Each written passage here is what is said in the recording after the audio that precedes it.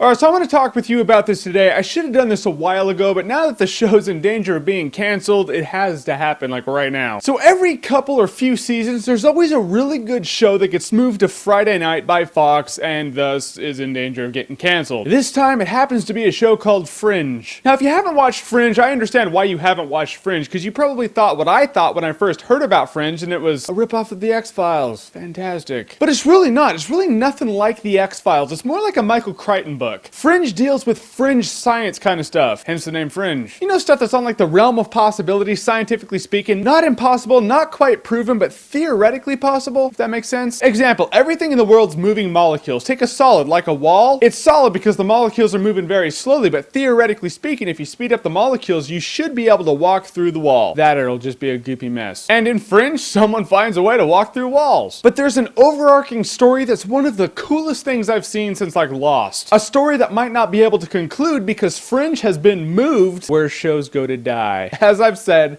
that is Friday night. Which makes no sense because Fringe is in its best season ever. It makes no sense to me to take a show that's in its best season ever and move it to Friday night where everything gets canceled. And one of the guys at Fox, like one of the higher up guys that makes these kind of stupid decisions, when Fringe was first moved to Friday night, it didn't take too big of a hit like the first week. And he was like, oh, see, you make a show right and it doesn't get affected when it moves to Friday night. So there that is. I think I'm paraphrasing, but that's pretty much what he said. Which is him going, it was canceled because it was a dumb show. And it was canceled because it was a dumb show. And now the ratings are dropping on Fringe because its target demographic goes out and does shit on Friday nights. It's almost like whoever makes these decisions are just being childish. Like they're like, no, I will keep moving shows to Friday night to prove that it doesn't always get canceled. That's like putting a penny in a light socket and be like, no, sooner or later it's not going to shock me. Even if by fluke it doesn't happen, it doesn't mean you're right. But hey, it doesn't make as much as American Idol, so it's gotta go. Because it's all about the money. And the acting in Fringe is really solid. I mean, Joshua Jackson's really good in it. The chick who plays Olivia Dunham, I don't know her name because